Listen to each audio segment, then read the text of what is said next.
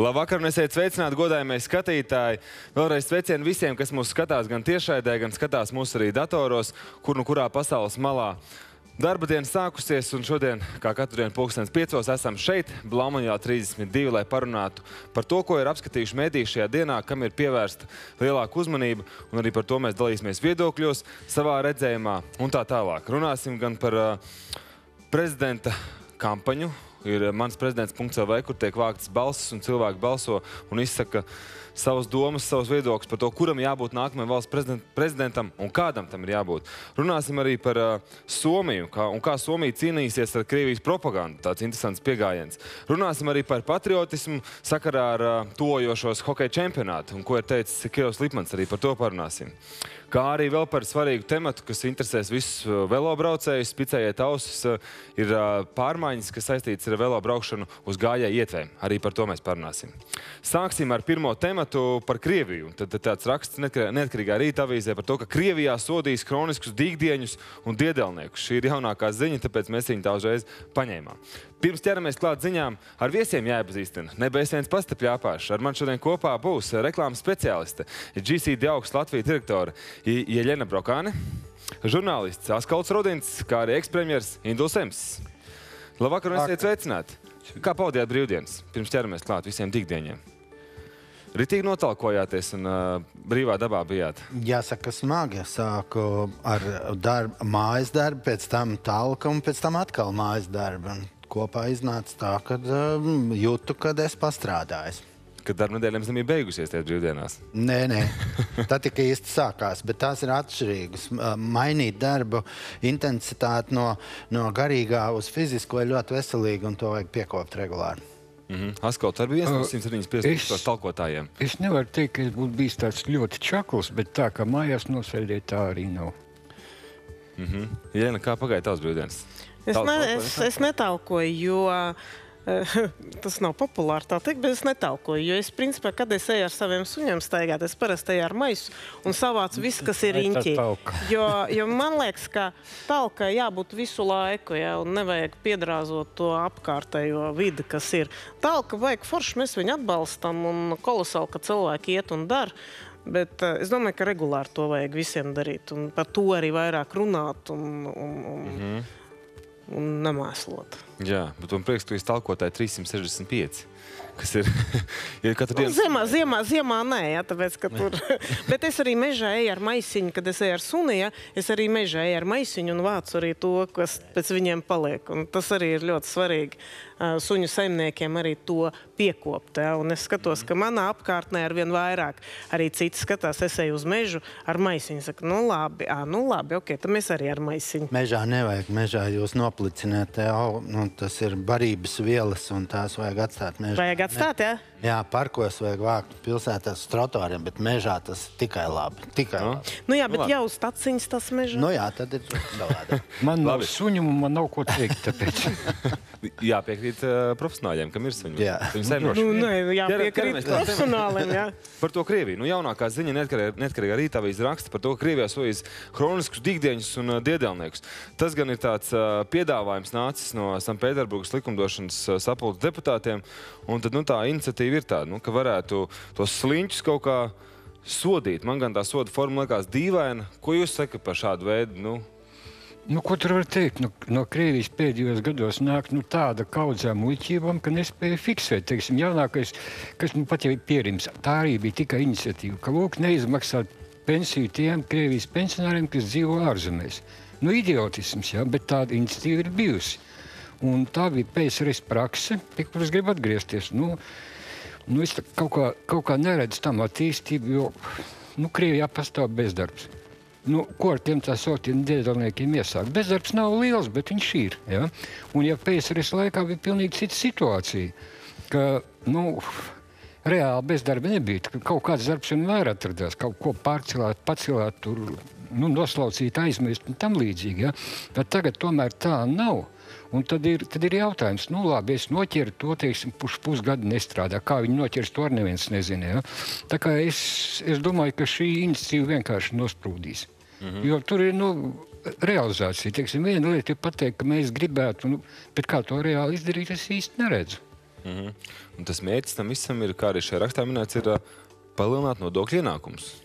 Jo, kā mēs zinām, arī pensijas turpmāk vairs netiks izmaksātas tiem, kas dzīvo ārzemēs, tā skata arī Latvijā, nepilsoņiem Latvijā. Arī viņiem netiks izmaksātas pensijas. Nepilsoņi saņem pensijas no Latvijas. Bet tie, kas ir Latvijā, bija šāda ziņa par to, ka... Tas uz laiku tikai. Jā, tas ir uz laiku tikai. Labi, jā, paldies papildinājumu. Jā, tur ne. Bet tas viss fons, kāds veidojās tur, tas arī šāda iniciatīva.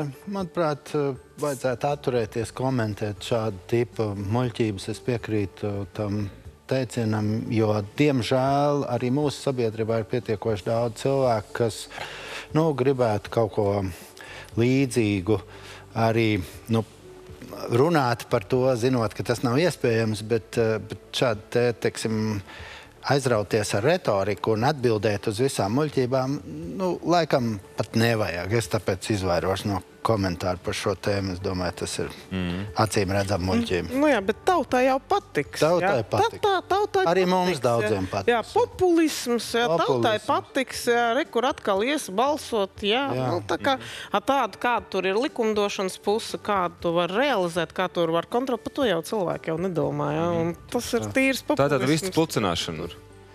Apmēram tā vienkārši sakot. Kas vispār ir dīgdieņi, ko mēs saprotam dīgdienu 21. gadsimtā? Kā jūs saprotat dīgdienu 21. gadsimtā?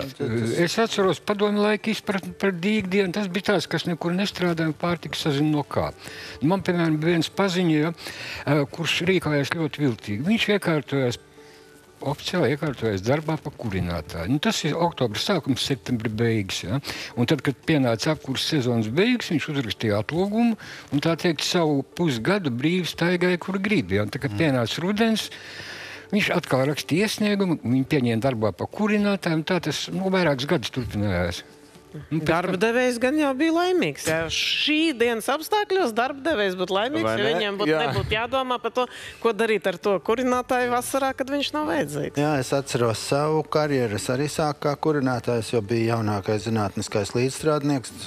Diemžēl tā alga bija, tāda, par ko ģimeni uzturēt nevarēja. Un es pat sevi īsti nevarēju uzturēt.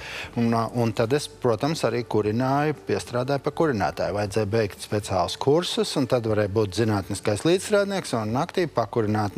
Tur 4 cilvēku maiņas, vai ne? Tur vienu dienu nakti nostrādā, un tur tās 3 brīvas. Zinātnieks varēja iekārtot.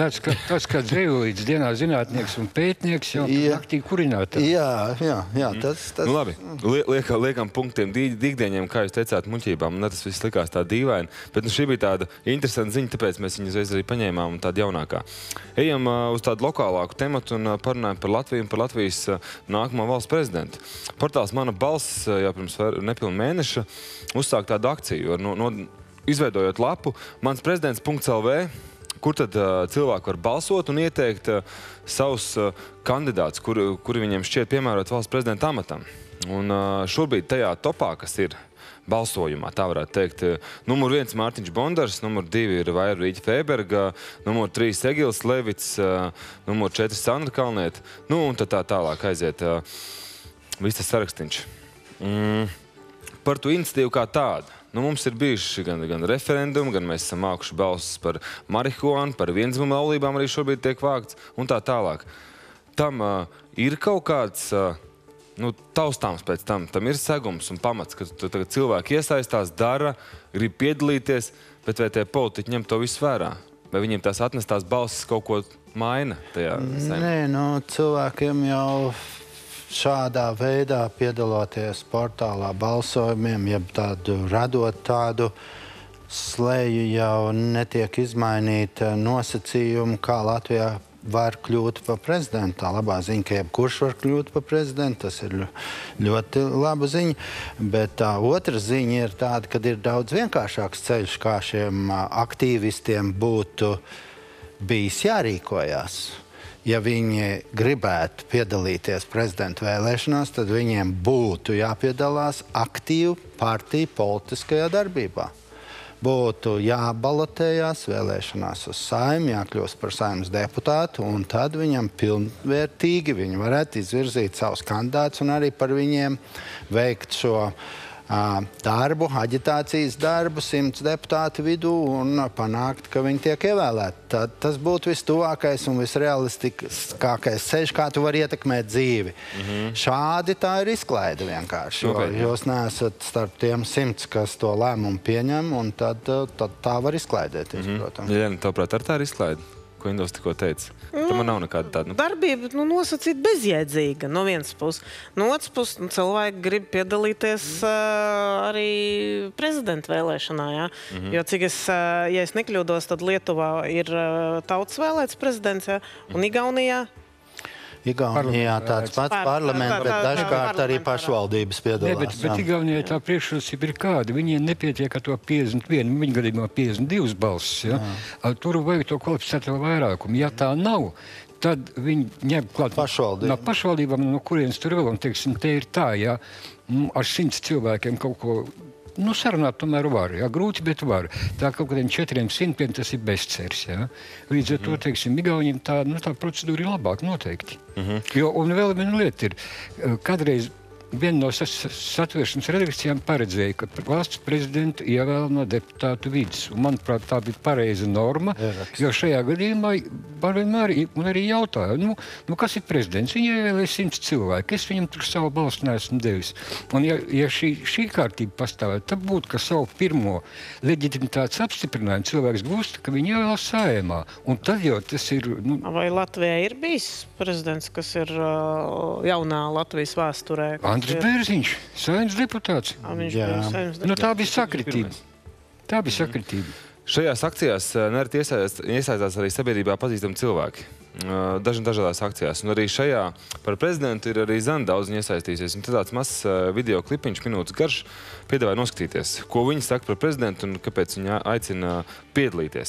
Es uzdrīkstos apgalvot, ka mēs šobrīd dzīvojam vissarežģītākajā laikā, kāds mums ir bijis kopš neatkarības atjaunošanas.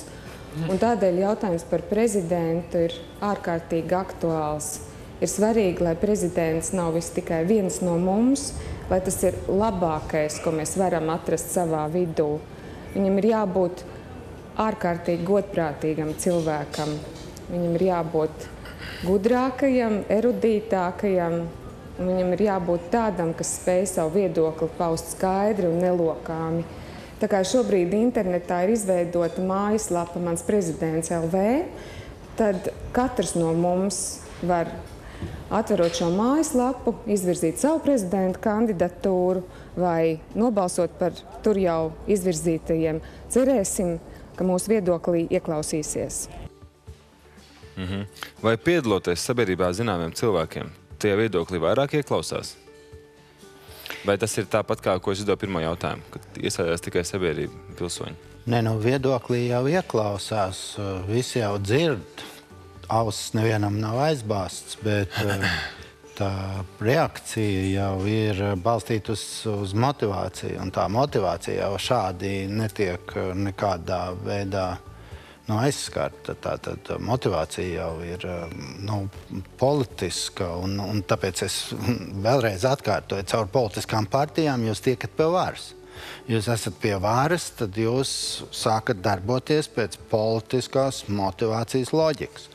Un tā ir drusku cita nekā šeit Zana Daudziņa saka, vai ne? Tas ir drusku savādāk. Viss tā izvēles principi tur ir sarežģītāk, daudz komplicētāk un kompleksi.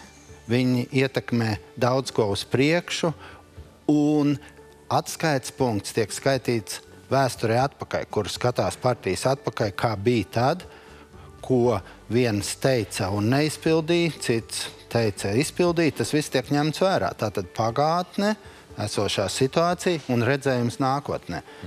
Tā ir politiska spēle. Tā kā laipni lūdzu politiskajās partijās, lai tiktu pie šīs izvēles. Jā, bet ja es vienkārši gribu ieteikt savu prezidentu, tad portāla iniciatīva, man liekas, viņi ir ļoti laba. Tas nozīmē, ka cilvēki interesējās par to, kas notiek Latvijā, par to, kas notiek Latvijas politiskā arēnā, un tas jau ir ļoti laba iniciatīva, mans prezidents. Mārtiņš Bondars, kas reprezentē. Jo vajag atcerēties, kāda ir funkcija prezidentam. pamatā reprezentatīvā funkcija. Pareizi, ja? Tā īsti nav. Es gribētu atgādināt pāris gadījumus mūsu pietiekami nesenās vēstures, ja? Kad prezidents var ietekmēt stipri ietekmēt. Atceries, toreiz, kad bija ar Krievijas karaspēku. Ja? Nu, principā bija kamēr šeit bija armija, ne par kādām investīcijām tu varēja nedomāt. Ja? Un tajā brīdī tas patiešām bija tāds pieņemamākais variants par to izviešanas kārtību, kādā tā notika. Un, ja nebūtu bijis toreiz prezidenta Ulmaņa, ja, tad tur atkal būtu bezgalīgas diskusijas un tā tālāk. No tā paša Ulmaņa, kurš ir pietiekami tālu. 95. gada beigas, ka ievēlēja to patiešām diezgan briesmīgo 6. Saeimu. Ja. Un tur bija tā situācija bija tāda, atceries, kā bija. Čeveris bija Ziedonis Čeveris, un viņa saimnieks ar vienu balsi, bet viņi bija favorīti. Tie cilvēki, viņi skaidri teica, kā viņi redz Latvijas nākotni. Apmēram tāpat kā Baltkrievijas nākotni. Lielo uzņēmumu subsidēšanu, nedomājot par to, kur būs noiets un tā tālāk. Un tad Ulmanis uztaisīja visu, likuma ietvaros. Viņš pirmo nominēja Grīnblatu, par kuru bija skaidrs, ka, bet tur tas laiks iet, ja, pagāja kaut kādas 2 nedēļas, ja, Grīnblatu izšūpoja, ja, un tad jau bija, kā to saka, tur tā iekšējā šumiešanās tagad nepārstāstīšu garāks stāsts, bet tad, kad pienāca līdz nākamajai reizē, tad jau Čeveram vairs nebija tā 51 balss, un nācās meklēt tehnisko premjeru, atceries, ja, tehnisko premjeru no malas, un tā uzradās Andris Šķēli. Tā kā teikt tā, ka prezidentam ir tā ļoti noteiktās situācijās, prezidents var diezgan ietekmēt. Jā, es piekrītu, es pilnīgi piekrītu, jo tiešām ir tās situācijas, ka prezidentam ir izšķiroša nozīme, un tas ir tad, kad ir starptautiski jautājumi jārisina, kad ir, teiksim, iekšpolitiski ļoti karsta situācija, un vajag kādu, kas mūsu daudzpartiju sistēmā koalīcijas vienmēr ir bijušas koalīcijas valdības, un koalīcijas valdībām ir problēmas ar sadarbību dažkārt, un prezidents var ārkārtīgi daudz darīt. Prezidents var vienot ārpolitisko dimensiju, sasaukt ārlietu ministru, premjeru, spīkeru, parlamenta priekšsēdētāju un pats, un sēdēt kopā un izstrādāt ārpolitisko konkrēti, lai nerunātu katrs savu, bet runātu visu vienu. Tas piekrīt prezidentam, tas ļoti skaisti ir nacionālā drošības jautājumi. Viņš vada nacionālā drošības padomu. Viņš var ļoti akcents pārlikt par nacionālās drošības jautājumiem. Un to viņš vada ikdienā. Tas nav nekāda ārkārtas situācija. Un galu galā viņam ir likumdošanas iniciatīva. Tas ir ļoti svarīgi. To, ka viņi mums nav tādi dikti žipirīgi šito lietu, tas ir cits jautājums, bet tā iespēja pastāv. Jā, tā kā lomas ir pietiekoši daudz un tās lomas ir pietiekoši svarīgas. Jautājums, ko es uzdodu visiem viesiem, kad mēs runājam par prezidentu, par nākošo, par vēlēšanām, par to kārtību, bija karstā diskusijas par to atklāts vai aizklāts balsojums. Arī tika vākts balsis par atklātu balsojumu. Kāpēc jūsuprāt ir tas, ka, kāpēc nevar ievēlēt atklāti? Zandram raidījums, kur tas suns aprakts ir, ja? Man gribās jautāt jums, kur tas suns aprakts ir, kas tur ko slēpt ir? Labs jautājums, kāpēc, piemēram, tās partijas, kuras ierosina atklātu balsojumu, piemēram, par prezidentu un citām amatpersonām, savu vadību ievēl aizklātā balsojumā. Mans pretī jautājums, kāpēc viņas tik atšķirīgi rīkojas?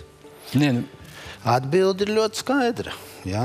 Atbilde ir ļoti skaidra. Tad, kad jūs esat lielā grupā, un ja jūs esat pārliecinājis savus oponentus ar argumentu spēku, jums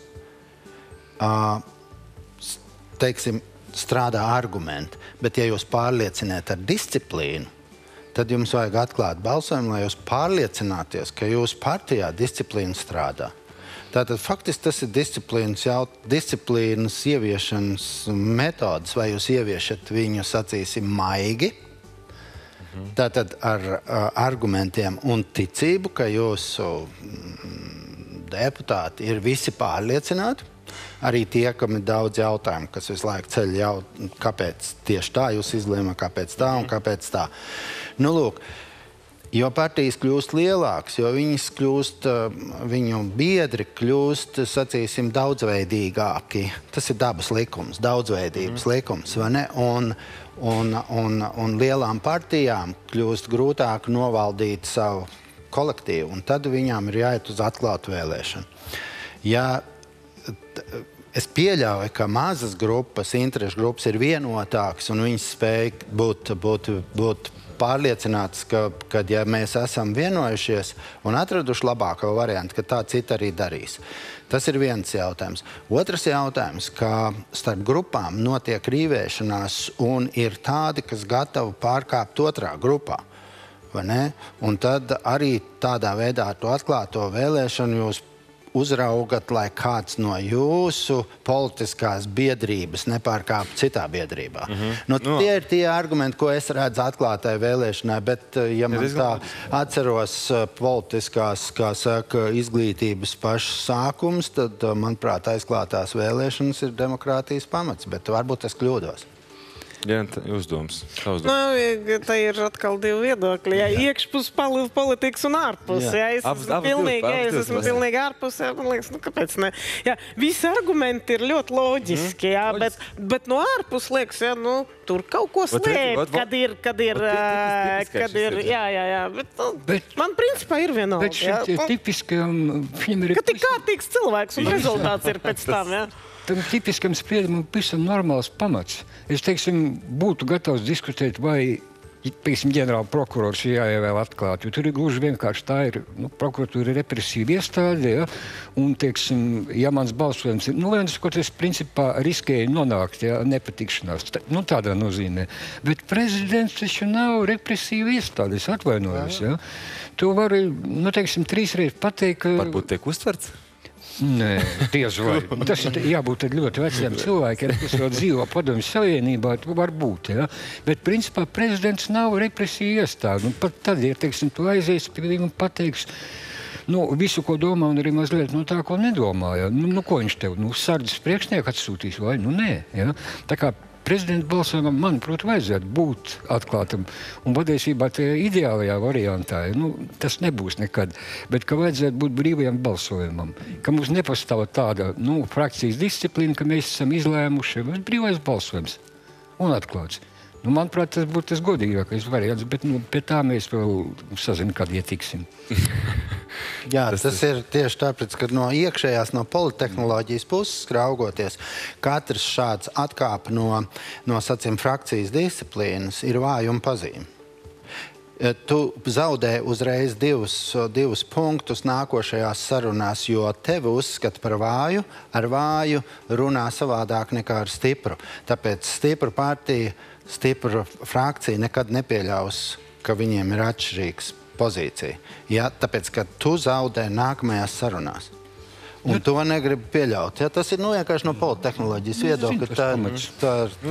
Teiksim, pat labāk, kas veidojas, atkal par to oficiāli neviens nerunās, bet, teiksim, tā būtība ir tāda, tavai partija ir, teiksim, parlamenta priekšsēdētājs, mēs esam 3 partijas. Eļenas partija ir ministru prezidents. Tad manai partijai dabiski vajag prezidentu, Savādāk balansu. Un šitā tā loģika vai pareizi neloģika, viņi ļoti bieži noved pie, teiksim tā, pie tādiem nepārāk labiem risinājumiem. Tos, ka tev ir, tad man arī vajag, un es vajadzētu kaut kādu viceprezidenta amatu izdomāt, lai būtu, ja gadījumā koalīcijā 4 partijas, tad 4. ir kaut kas paliek. Ir bijuši gadījumi. Priekšsēdētāji biedri bija. Premjeru biedri bija. Toreiz bija un dēļ tā tieši ir, lai balans noturētu. Es ļoti labi atceros. Labi. Neiedzināsimies vēsturē, kas kā ir bijis. Tik daudz noslēdzam šo tematu, tādu mazu rezumē no savas puses, ka, lai tās spēles ir kādas viņas ir, bet lai mēs dabūjam labāko. Vai tas būtu no tiem kandidātiem, ko jau mēs te minējām, vai arī tādu kandidātu, kur mēs vēl nezinām, kurš parādīsies pēkšņi. Un aiziesim reklāmas pauzē, un pēc reklāmas mēs runāsim gan par to, kā Somija cīnīsies ar Krievijas propagandu, kas arī ir viņu valstī pietiekoši augstu un lielā mērā un ietekmē gan jauniešus, gan vecā gada gājuma cilvēkus. Runāsim arī par to, ko velosipēdis vairs nedrīkstēs darīt, kā arī vēl par patriotismu un kā patriotisms ietekmē mūsu hokejistus un cik lielā mērā viņi ir patrioti. Tas viss pēc reklāmas pauzes, skatītāji. Esiet kopā ar mums!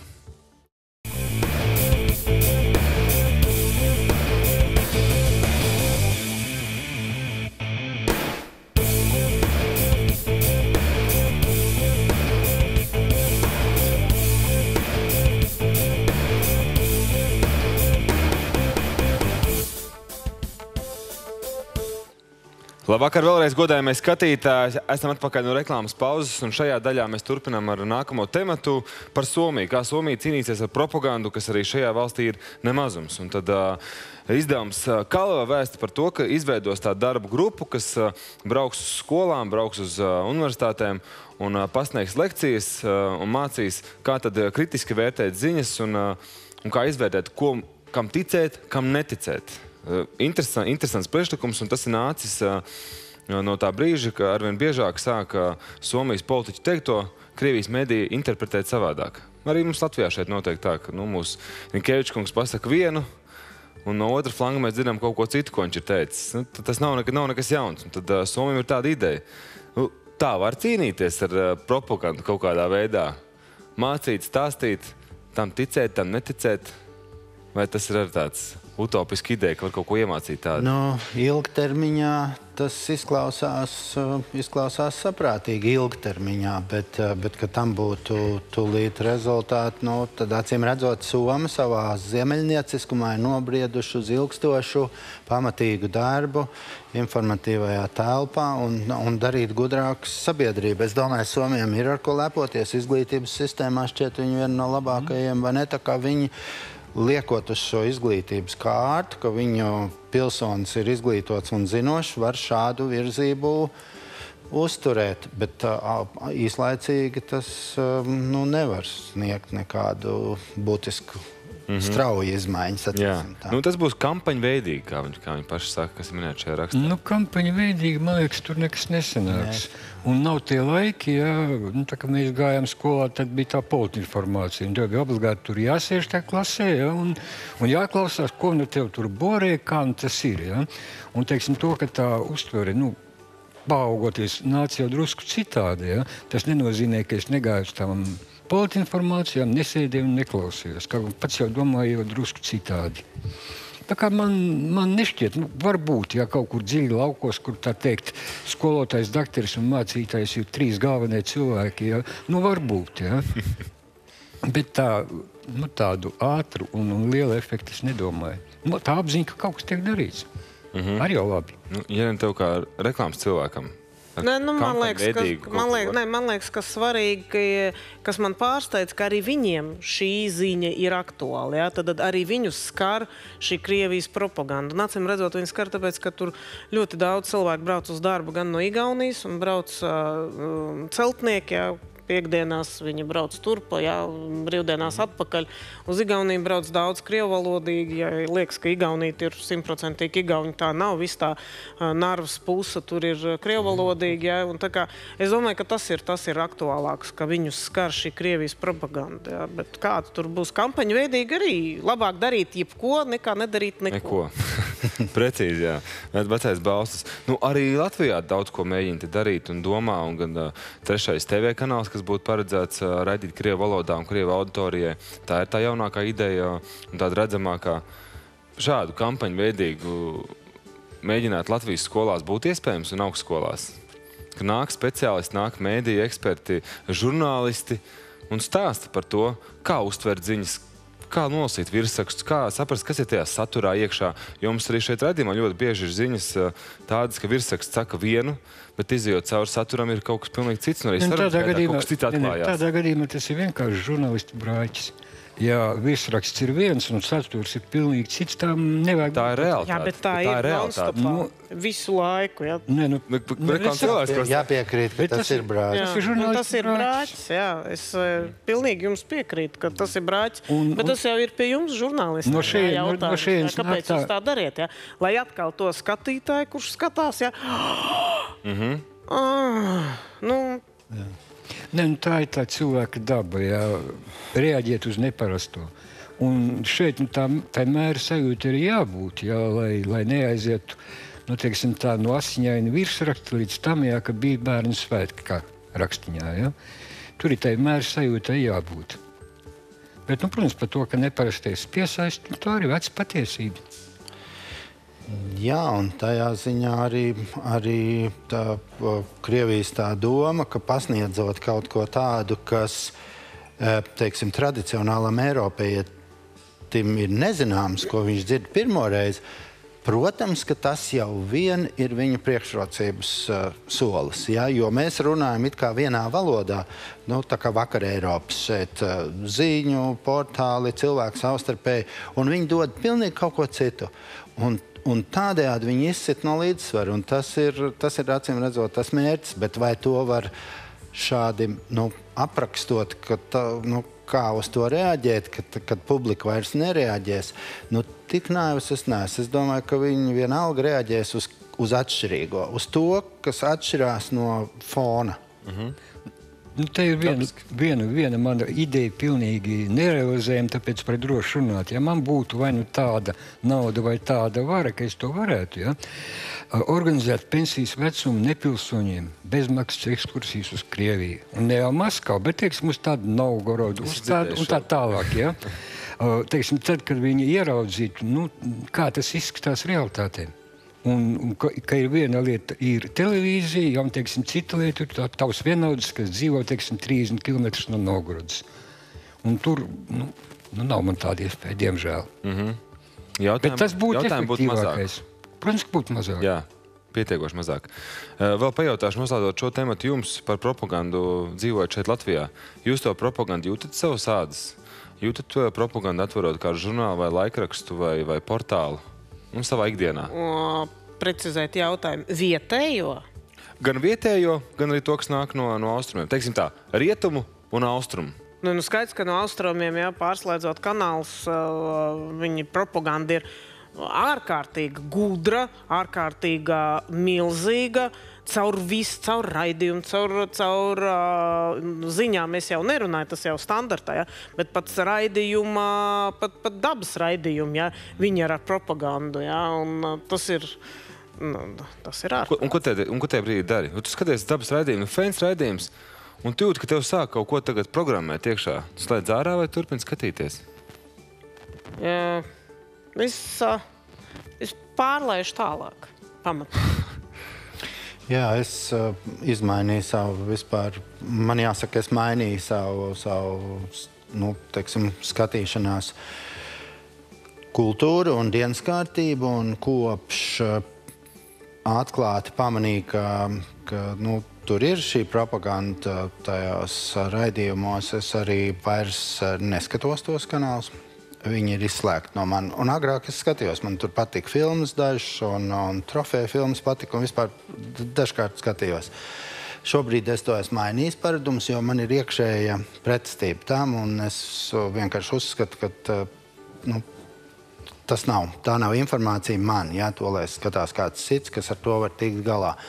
Bet līdzīgi es pamanu arī teiksim, tādu agresīvo rietumu propagandu es arī tāpat redzu, es redzu, nu, teiksim, to, ko mums sauc par pamatdemokrātiju, teiksim, Amerikas Savienotās valsts, un es arī redzu to divkosību un standartu maiņu attiecībā ar kādu standartu skatās uz citiem un kādu standartus pielieto pats.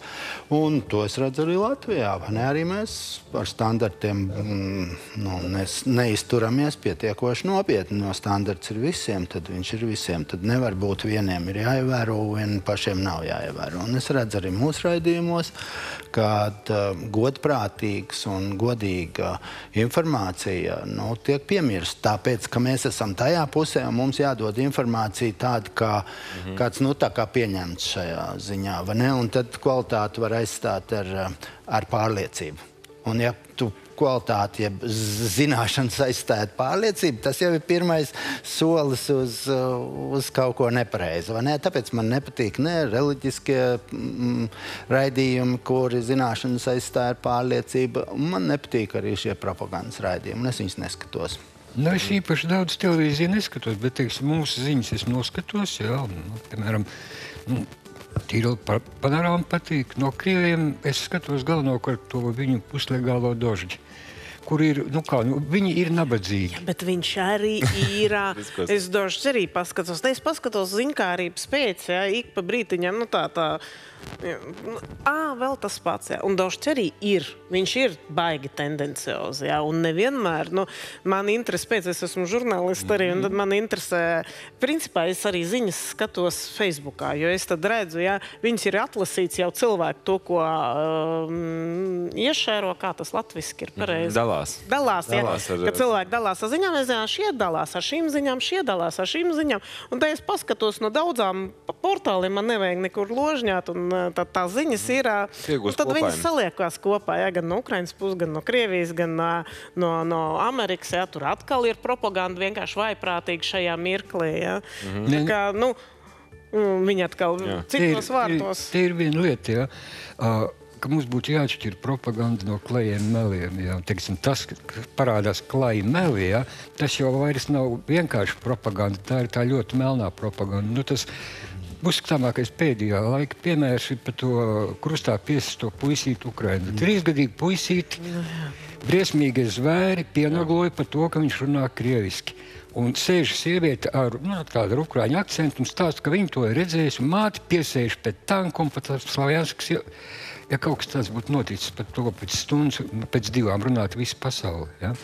Un ja žurnālisti spēja dot, cilvēks pastāstīja, kāpēc pastāstīja, es nezinu, bet tur ir žurnālisti un arī kanāla atbildība par to, ka tādas lietas tomēr ir jāpārbauda. Nekā tāda nav bijis. Tā stāstītāja ir vienīgā, kas to ir redzējis, un visticamāk savā iztēlē. Bet tas ir izskanējis. Un, kaut kā tā no tā, ir tie briesmīgie piemēri, Es redzēju pacīšu interviju, es arī nevarēju tam nocēt, un es saku, ka karš vispār ir briesmīga lieta, un es varētu pāriet pie riteņiem, kas ir tepatās mūsu. Es vēl gribu pajautāt pēdējo jautājumu jums. Ko Latvijas iedzīvotājiem, ko vienkāršam pilsonim darīt šajā visā propagandas jūklī? Kā lai saprot? Visi nav žurnālisti, visi nav psihologi, visi nav politiķi. Pirmkārt, neticiet uz vārdu. Otrkārt, tomēr mums ir dažāds tas paziņu loks, un tā tas noveidojas. Ja man ir kaut kas neskaidrs, es tur zvanu Indulim un saku, klausies kā. Katram mums ir kaut kādi autoritātes, ne autoritātes, bet cilvēks, uz kuru spriedumu es puslīdz paļaujos. Sportot, vingrot, nodarboties ar ģimeni, gatavot ēst, priecāties, iet talkā, audzēt sīpulus. Jebko, un neskatīties propagandas raidījumus, izslēgt televizoru vai, kas ir tomēr visefektīgākais mēdījis. Un ņemt vērā arī to, ka tam vārdam ir milzīgs spēks. Šīs dienas ziņa par lidostas apturēšanu, tas ir viena vārda, vienas izteiktas frāzes sekas, kas ir ļoti smagas ekonomiskas. Cilvēkiem es nemaz nerunāju par nepatikšanām un kur viņi visur neaizbrauc, kur viņi bija un tas ir tikai nepareizi pateikts vārds. Šodien tas nozīmē ārkārtīgi daudz. Tas ir kā par neapdomāt pateikt vārdu, bija toreiz tā pareiks banku, kad stāv tur tie divi dziļā, mīļie skatītāji, tad tagad skrieniet, tur uz banku izņemt naudu, un tur gan līdz tiesai aizgāja, jo principā tā ir ļoti jūtīga informācija. Es, padzirdētu, ka mana banka tur ir uz bankrota robežas, un es reaģētu, protams, Šobrīd tas ir likumdošanā līdz 50,000 varētu gulēt mierīgi. Ne, vairāk gan. Vai cik tas tagad? 100,000 eiro. Jā, cik bija tagad? 50,000 Latvijas, 70,000 eiro. Jā, pareizi. Labi, parunājam par patriotismu. Un tūdās sākās pasaules čempionāts hokejā, un tad tas visiem asociējās ar tādām patriotisku jūtu, vēl vairāk tādu atdzimšanu. Mums ir 18. novembris un 11. novembris, bet arī hokejs latviešiem ir tāds dziļi asinīs iekšā. Un ko ir teicis Kirovs Lipmans šodien preses konferencē? Viņam sāp sirds, ka ir daži hokejisti, kuriem trūks patriotismu un kur tomēr arī piedalās šajā čempionātā. Ka tā aiz gariem zobiem pavilka, ka jums tur, Džeki, ir jābūt, un tad braucam. Mans jautājums no manas puses ir, vai tiešām var spēlēt čempionātā pārstāvēt valsts, patriotisms īsti nav, un tev negribās palīdzēt tajā valstī? Tas tāds, Patiesībā sakot, tas ir divi tādi jēdzieni, par ko man nevisai gribas runāt. Pirmais ir patriotisms, otrais ir lojalitāte. kā var noteikt, tu esi vai neesi patriots. Un es, piemēram, pasaku, ka es esmu. Ja? Nu, Induls pasaka, ka viņš nav. Ja? Nu, tālāk. Tad šeit, man liekas, tas tomēr ir kaut kādā veidā jāsaista ar rīcību. Tieši tāpat, kā ir šī lojalitāte, nelojalitāte, kas parādās kritiskā situācijā. Es ļoti labi atceros pēc sevis, kā tas bija, kad bija 91. gads barikādas, man tur nebija jautājumu, kur es esmu. Ja? Un tas tā galīgi nelaikā, es atcerējos, ka paga puisis, bet kādreiz tu stāvēji, tā teikt, šineli un zābakos un lasīja priekšā tur to padomju armijas karavīru zvērestu, ja? Un tur bija, skaidri teikts, ja, kas tur ir jādara un kas nav jādara. Un es domāju, šajā brīdī, varbūt tas zvērests ir vai nav spēkā, bet es viņu laužu pēc būtības. Ja? Tā kā, teiksim, tādas lietas ir, grūti tā salikt pa plauktiņiem un teikt, ka šajā brīdī es esmu patriots un šajā te rīcība, vai nodokļu nemaksātais ir patriots? Jautājums. Nodokļu nemaksātais? Jā, tas apzināts. Patriots. Apzināts nav. Jā, man arī jautājums pirmkārt ar patriotismu saisties personīgi man ar nodokļu maksāšanu. Jā. Kas tev uztver ir patriotisms? Pirmkārt, nodokļu maksāšana. Jā, tas nozīmē, ka tu apliecini to, ka tu strādā priekš valsts. Tā ir skaitā.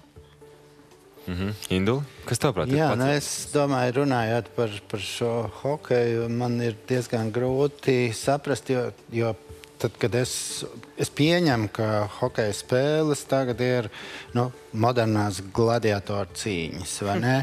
Vai gladiatori bija patrioti? Pagaid, tas nezinu. Dažādas lietas. Dažādas lietas. Protams, tur jau nebija tā, ka tas ir pārnests. Ka manas pilsētas gladiatori pret tavas pilsētas gladiatori, un tur tomēr bija cits dalījums. Vienas valsts gladiatori pret citas valsts īstenībā jau ļoti tuvu, bet tas būtība ir tāda, vai ne, ka šeit ir divas lietas – profesionālisms un patriotisms. Kad es skatos futbolu, kad tur, pieņemsim, kas man liekas labāk spēle par hokeju, tad man šķiet, ka tur to profesionālismu tomēr redz cauri, bet patriotismu es tur neredzu cauri, bet profesionālismu es redzu. Es domāju, ka te arī kaut kas līdzīgs ir, vai to patriotismu var redzēt. Patriotismu var redzēt skatītājos. Es domāju, viņi aizstāv savu komandu, viņi par to fano. Bet tie spēlētāji, man liekas, ka viņi pamatā ir profesionāļi. Es tā domāju, ka viņi spēlē profesionāli hokeju, lai parādītu sevi uz lielās arēnas, iegūtu sev labākus bonus punktus nākotnē, jo, cik es saprotu, tie ir profesionāli spēlētāji. Viņiem par to maksā naudu. Tātad tā ir viņa profesija. Profesija un patriotisms reizēm ir savienojumi, reizēm nav. Tā kā reizēm viņš var būt ļoti labs ārsts, bet nebūt patriots, bet viņš man izglāba dzīvību. Paldies viņam par to. Tādas situācijas pa brīdim gadās. Te var ļoti no visādām pusēm apcerēt un nonākt pie tā paša, ko mēs sākām. Jautājums, kas ir patriotisms. Kolēģis saka, maksā nodokļus. Kādam ir kaut kas cits. Tur trešiem vēl kaut kas. Ja, tā kā, Katrs arī pats var skatītājs padomāt, kas jūsuprāt ir patriotisms, tā savā galvā. Ik pa laikam gadās tā, ka kaut ko arī pārmet pa tiem pašiem hokejistiem. Ir bijusi gara sezona, ir bijušas traumas, ir bijusi grūta sezona un gribās atpūsties. Un tad no fanu uzreiz puses nāk tāds, kā tu esi tā kā nodevējis visu hokeju, fanu nodevējis, ka tu neesi aizbraucis to čempionātu. Un katru gadu tā ir kāds neaizbraucis, Ir kaut kādas lietas, par ko mēs vienkārši nezinām. Un tad notiek kaut kāds spriedums, kāpēc viņš neaizbrauc un ko pārmetam. Tāpēc, ka spriest, kritizēt, sēžot uz dīvāni un dzerot aliņu, ir visvieglāk. Aizej un uzspēlē. Un tad tu vari kaut ko teikt. Aizej un izdara, da jebko. Un tad tu vari kritizēt. Es domāju, ka, ja teiksim, tas pats hokejists, ja viņš jūt, ka viss ir izšāvies, pirmkārt, viņa nekāds lielais labums te čempionātā nebūs. Otrkārt, viņam arī jādomā, ko es darīšu nākamgad. Un tas nav tā, kā pirmais maratons skrējējs, atskrēja, pateica, ka kauju uzvarētu, un turpat arī uz vietas nomira. Ko es mūsu hokejistiem nenovēlu. Ja? Tieši tā. Man liekas, Kaspars Daugaviņš, kas tagad šodien tieši ziņās izlasīja, ka viņš ir šogad mūsu komandas kapteinis. Viņš ir patriots, es viņu zinu no bērnu kājām. Kaspars, turies. Veiksmi. Ko saka bookmakeri? Vēl nedaudz paturpināt šo visu tematu. Bookmakeri saka, ka mūsēji netikšot tajā ceturtajā finālā. Jūs paļauties bookmakeriem kā tādiem? Mēs kā Man nav. Futbolā arī bukmekeri, tu noliek lielākās likmes pasaulē. Es kā pirms spēles pastījos interesi pēc, ko saka bukmekeri. Nē. Man interesē pats tas, tiešām kā izrāde, kā notikums man interesē, bet ne tik briesmīgi rezultāts. Es neesmu Es gribu pateikt, ka es ceru, ka viņi kļūdās. Askal, ko tu vari piebilst? Patiesībā sakot, tā ir tā dzīves puse, ar ko es neesmu saskāries. Es pat neesmu laikam redzējis dzīvu bukmekeru. Tīģeri esmu, jā, bet šito nē. 2 kājas, 2 rokas un 2 acis. Tā varētu būt. Tic uz vārdu. Un cilvēks ļoti labi apveltītu domāšanu. Analīze. Jā, analīze. Drīzāk intuīcija. Arī intuīcija. Viss kopā, viss kopums. Labi, lai čaļiem veicās, un mēs turam īkšķus. Indos vairāk par futbolu, bet arī turēs īkšķus par hokeju. Jā, protams. Man jau patīk. Un patīk tas, ka cilvēks kaut kas saista un ka cilvēki ir azartiski. Tas ir ļoti patīkami. Un ka cilvēki ir azartiski, tas parāda, ka viņi dzīvo, ka viņi jūt līdzi. Tas ir skaisti. Kad es atceros to spēlē, pagājušajā to spēlē Kanādu, ja, ka viņi knapi to 2-1 izvilka. Ja, un mēs tā sēdām un spriedām, ka tagad kaut kur Kanādā, ne tikai Kanādā būs cilvēki, kas uzzinās, ka ir tāda Latvija, ja ir otrais periods un ir 1-1. Ja, un toreiz, Griezks tas bija brīnums toreiz. Ja. Where is Latvija? Visviltākais meklējums. Un arī Dāržiņš klasiski iemet, ja, tur bija tā, un aizgāja no piesardzēja, piekrāpa vārdsargu, ja, un tur pietrūka, protams, ja, bet tā spēle bija, Es arī gribētu novēlēt tiem faniem, kas brauc līdzi mūsu hokejistiem, kas ir Latvijas patrioti tādā izpratnē. Esiet Latvijas patrioti, ja, un uzvedieties tieši tā, lai mums šeit paliekošiem nav kauns. Precīzi teikts. Vēlreiz veiksmi, un mums ir palicis nedaudz laiks par velobraucējiem. Te ir tāds interesants izmaiņas ir, ka turpmāk velosipēdisti varēs pārvietoties pa gājēju ietvi tikai izņēmuma gadījumos. Tas ir varbūt notiek uz ceļa kaut kāda remonta darbi, ir kaut kāds bedres, vēl kaut kas, ka velobraucējiem būs jāpārvietojas uz ceļa braucamo daļu, kur atrodas automašīnas, motocikli. Tad būs jādala kopīgi. Ilgi par to tika runāts un spriests, un arī pat tām pašām velo joslām. Ko jūs saka par visu to? Par šo es sauc par jēzgu jau, ka nevar atrisināt īsti un sadzīvot. Nē, atrisināt jau var. Mēs esam vienkārši ceļa sākumā. Mēs vēl esam sākuši un protams, ka mēs esam mehanizētajā transportā daudz tālāk uz priekšu, un šis velotransports ienāca salīdzinoši vēlu, jo velotransports ienāk, lai cik tas dīvaini nebūtu, es arī pasaulē esmu novērojis līdz ar labklājības augumu. Tātad ar velosipēdu būtu jābrauc vai ļoti nabadzīgās valstīs, kā kādreiz bija Ķīnā, vai ļoti bagātās, vai ne, kurās vienkārši tas pieder pie dzīves stila. Mēs esam tagad tajā, ka tas atļaujās braukt ar velosipēdu. Kā Dānijā līdzīgi Holandē, vai ne, kas ir īsti velosipēdistu cienošas valstis.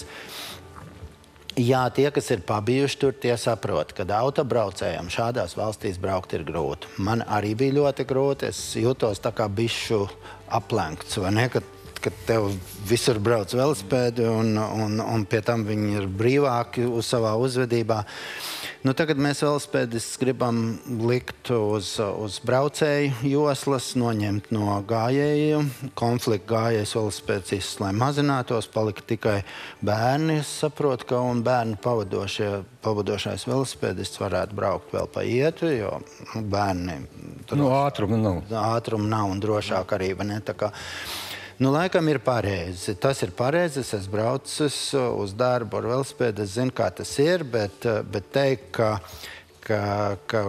ja mana meita brauc katru dienu, viņa brauca velosipēdu, bet ne katru dienu, kad es būtu ļoti mierīgs, tā nav, vai ne? Jo tas konflikts automašīna velosipēds arī ir ļoti liels, ne tikai velosipēds gājējs. Ja, tā kā Konflikti tur būs, un mums ir jāatrisina šī infrastruktūra, lai viņi būtu drošāki. Šobrīd infrastruktūra tikai ir attīstības stadijā, un tādi īsti veloceliņi mums tikai top. Respektīvi, viņi ir iezīmēti, bet nav nošķirti. Ja? Un tā jau ir tā. Mums ir jāaug arī savstarpējās cieņas ziņā.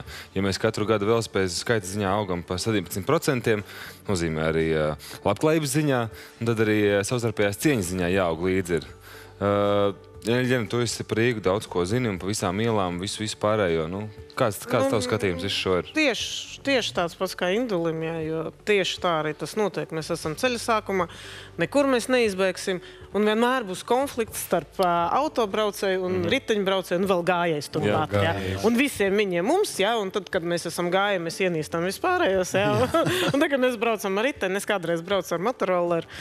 Sen tas bija kādu laiku apstāja, un tur bija tāpatās, visi tie mašīnas mani ienīda. Jā, ko? Es saku paldies, lai neviens jūs neienīst, lai visi jūs mīl un priecājās.